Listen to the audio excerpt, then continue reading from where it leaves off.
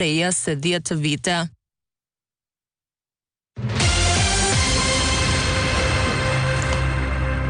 Shumë përqindje, shumë shifra, miq të dashur, le ta bëjmë pak më thjesht mbi të gjitha për ta kuptuar me një shifër sa më shumë do na kushtoj të blejmë, të shesim, të mbajmë një apartament dhe mbi të gjitha çfarë do të sjellë të mirë për interesin publik, rivlerësimi i pasurive dhe gjithë kjo skemë e re e çuditshme e taksimit nga 15% që i tatimit deri tek rivlerësimi dhe tatim për rivlerësimin. Edhe tatim për rivlerësim. Të lutem shumë, ndaj kemi bezdisur kreun e shoqatës së pasurive të paluajtshme, zotin Rinaldo Pipiria, i cili është nëpërmjet një lidhje video me ne. Mirëmëngjes Pipiria, mirë se erdhët. Mirëmëngjes. Mirëmëngjes, kënaqësi të jem me ju. Jam drejtori ekzekutiv dhe jo kreu i shoqatës. Megjithatë jemi okay. Eufemizëm është kreu, nuk e di, keni ndonjë sipër vetes ju? Po të na kushtosh vëmendje Flavio, hyn tek narea.al dhe shikon se kush jemi dhe sa të mirë jemi dhe si e kemi strukturën qeverisë. E kryte vetë, Rinaldo, nuk ka nevojë të futem te faqja në re. Vetë deshe që më gjesë, atë temor. Jo, me që e kruajte, nuk ka nevojë të futem te faqja në re, as boll të shoh çmimet e shtëpive dhe e di që nuk po bëni më të mirën e mundshme për interesin publik, por vazhdojmë, përpiqemi ta diskutojmë këtë. Ne jemi ata të guximshëm që provojmë të ndryshojmë realitetin, kështu që po bëjmë maksimumin që kemi në duar dhe besoj që kjo është më e mira. Kështu mendojnë për veten dhe narkotrafikantët, kështu që le të mos përdorim sloganet përdorura. Kështu mendoni dhe ju për veten o Flavio. Kështu mendoni dhe ju për veten o Flavio.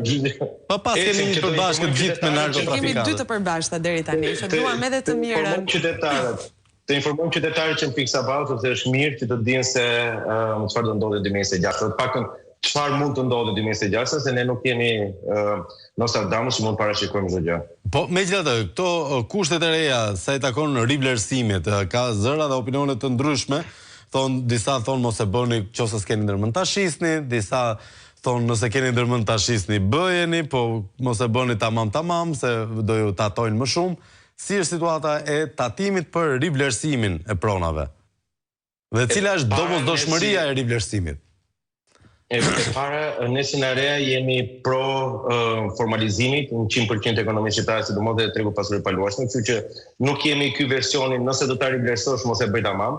Atë që ne mendojmë kushdo që po planifikon, sidomos se po planifikon të paktën 2-3 vite të ardhshëm, nga 2026, 2027 edhe 2028, për të tregtuar, për të shitur pasurinë e vet, e ka të domosdoshme rivlerësimin se do të përfitojë nga një ulje tatimi nga 15%, siç e kemi në kushtet aktuale, në 5% për pjesën që është diferenci midis çmimit të shitjes edhe çmimit të blerjes, në momentin kur e ke bler. Në të njëjtën kohë, ne nuk e kemi të sigurt se si do të vazhdojë politika fiskale dhe trajtimi i tatimit të transaksioneve pasurive të paluajtshme, kështu që unë do të nxjisja këdo, edhe nëse nuk e ka në plan për 2-3 vite të ardhshëm, do të ishte mirë të shfrytëzonte këtë mundësi që besoj do të jetë mundësia e fundit për të rivlerësuar pasurinë me një tatim të korrigjuar nga 15 me një tatim të ulur nga 15 në 5%. Sa më në përputhje me tatimet dhe sa më shumë të shfrytëzosh uljen e tatimit, aq më e lirë do të dalë prona në treg, aq më likuide do të jetë prona. Nuk e pse ne nuk e dimë se çfarë mund sjellë jeta në 2-3 vite të ardhshëm, qoftë nga ana shëndetësore, qoftë nga zhvendosja me punë nga një qytet në një qytetin tjetër, ose nga një shtet po them nga Shqipëria në një shtet tjetër. Kështu që kur e ke pronën të rivlerësuar, e ke gati për të tregtuar dhe nuk ke një barë fiskale ekstra, pra nuk ke taksa ekstra për të paguar në momentin që tregton, atëherë prona është likuide, është shumë lehtë e shitshme, është konkurruese në treg. Dhe ti si shitës do harxhosh më pak energji dhe më pak kosto për ta marketuar dhe për ta shitur. Ndërkohë, ka një, me që jemi te këto 3% dhe 5%, është një 3% dhe 8% që unë nuk e kuptoj. Është taksa e ndikimit në infrastrukturë, me sa di. Janë dy koncepte të ndryshme. 3% që ne kemi përmendur të fushat tek projektligji për rivlerësimin, themi që duhet të ketë një trajtim të diferencuar për banesat dhe për individët. Sidomos për banesën e prapër. Nëse unë jam një individ që kam një shtëpi dhe po e rivlerësoj, atëherë të lutem mos më trajto si një sipërmarrje, mos më trajto si një biznes duke më dhënë 5% barë fiskale, por ma jep 3%. E kuptoj. Tatimin mbi ishte më vete. Ndërkohë që 8%, atëherë sot në një moment ku ti do të ndërtosh një komplet, po themi një ndërtesë rezidenciale për banim, sot ti në qytetin e Tiranës, nuk jemi sigur për qytetet e tjera, por në qytetin e Tiranës ti tatohesh, ti ke një barë, 1% që është tarifa për lejen zhvillimore, 8% që është taksa mbi ndikimin e infrastrukturë dhe 3% e cila është taksa për, po themi, për të pastreja. Dhe më pas kete disa kosto. Një sekond, tu duhet ndaloj. Tani Pipiria me këtë sistem dhe me këtë barrë fiskale që gjasme është për ndërtuesin, po të gjithë e dim që e ha klienti fundor, pra qytetari i zakonshëm. Po, në çdo, po themi në çdo vend, në çdo ekonomi të gjithë, po themi ai fundori do haj. Të gjitha kostot. Ashtu, një sekond, më ndiq pak, të lutem. Ka shumë rëndësishme për atë që dua të pyes. Ky 1%, 8% që për ndikimin e infrastrukturë, 3% që për të pastrehet, që sa u bën i thonë gjë 12%? 12%. Ky 12%. Që jemi me matematikën. Faleminderit, po zeqinen nuk e kemi këtu. Tani pyetja ime është kjo. Ndërkohë që ka këtë lloj barre fiskale për xhepin e qytetarit të thjeshtë, si ka mundësi që nuk ka asnjë lloj përmirësimi të infrastrukturës së qytetit jashtë derës apartamentit që ti ke bler? A nuk do duhet ishte edhe kjo pjesë e inkorporuar në vlerën e apartamenteve? Unë nuk jam një urbanist dhe nuk do desha të komentoja pjesën. Si ka mundësi që gjithë pjesët problematike ti s'ke një përgjigje asnjëherë vëlla?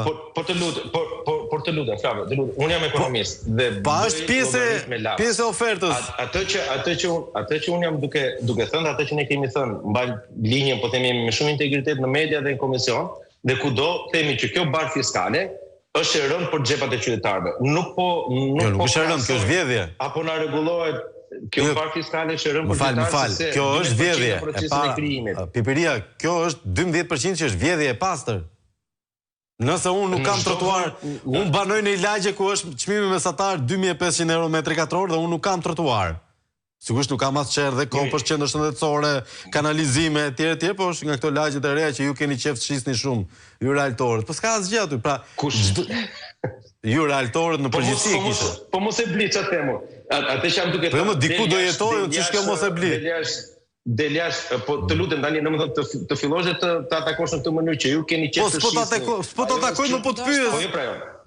Jo pra, atëre nuk do ty se ndjen si sul një pyetje të drejtë për drejtë. Nuk do ty, jo më s'është pyetje, atëre nuk ndjen fare është pyetje drejt për drejtë, po jo, por del jashtë temës dhe nuk informon qytetarë për atë që ata duhet të kenë parasysh se çfarë do ndodhi në 1 janar 2026.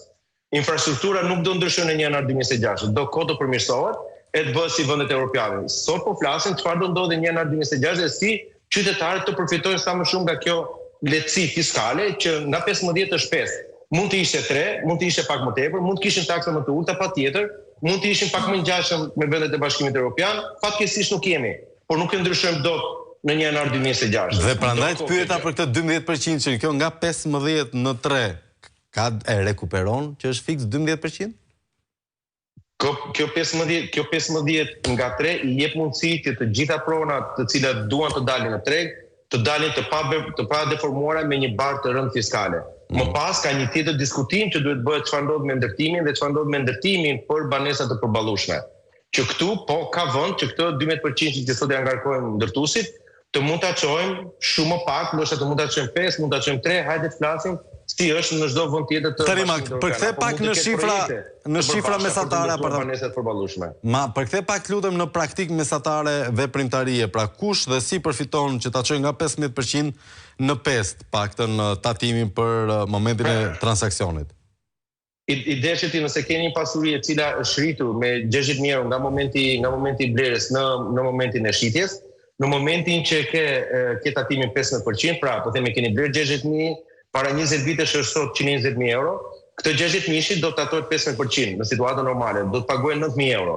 Në momentin që ti e ke me 5%, do paguash 1/3, do paguash 3.000 euro. Pra të çmimi final ti do të ngarkosh vetëm 3.000 euro, ndërkohë që do të ngarkoje 6.000 euro taksa. Po kjo është automatike apo duhen bërë disa veprime që të përfitosh nga kjo ulje? Do duhet, atëherë ka dy opsione. Në momentin që do ta rivlerësosh pronën deri në nivelin e çmimit të referencës, shkon bën aplikimin ASHK të nxjerr detyrimin, faturën se sa ke përpaguar dhe mbaron aty. Në një moment që do të bësh një rivlerësim prone ta çosh në vlerën maksimale të tregut, atë sa tregu është, merr një ekspert të pasurive të paluajshme, një vlerësues të pasurive të paluajshme, e rivlerëson pasurinë, pra prodhon një raport profesional, e depoziton në ASHK dhe pret më pas emetimin e faturës për kryer pagesën. E kuptoj. Kam dhe një pyetje që e di që s'do të pëlqej. Nuk ka surpriza me ty, e shumë i parashikueshëm. Faleminderit. Kjo tregon që jam konstant dhe koherent pak me veten. Dhe ky është lajm i mirë. Kjo skeme re i ndihmon ata që kanë investuar në pallatet e reja? Kjo skeme re ndihmon të gjithë qytetarët të cilët kanë një certifikat pronësie sot në dorë.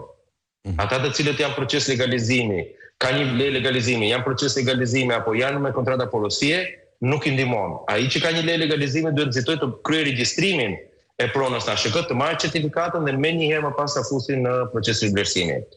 Dhe kjo do të ndodhi brenda 12 muajve, pra nga 1 janari deri në 31 dhjetor të 2026. Po, për ata që le themi kanë pasur lek droge dhe i kanë bërë llaçe tulla dhe i kanë ato apartamente të ngelura stok, është një formë edhe për lehtësi? Po do duhet ta mbyllim bashkë dhe të ftosh ata në emisionet e u bësh pyetjen.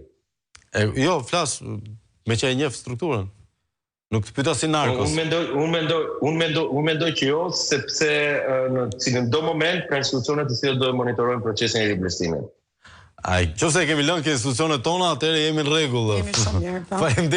Faleminderit. Unë vazhdoj të jetoj në Shqipëri dhe i besoj vendit ku jam, kështu që nëse nuk do i besoja do kisha ikur. Si shumë të tjerë. Unë vazhdoj të jetoj në Shqipëri, po fatkeqësisht kam sy. Dakor, faleminderit Pipiria. Faleminderit që nësi isha me ju. E përshëndesim mikun ton Reinaldo Pipiria nga shoqata e pasurive të paluajtshme. Do luajmë. Të cilën ishte drejtues ekzekutiv. Po, se mos ta bëjmë kreu. Nuk e di. Për gjithë të interesuarit në Rea.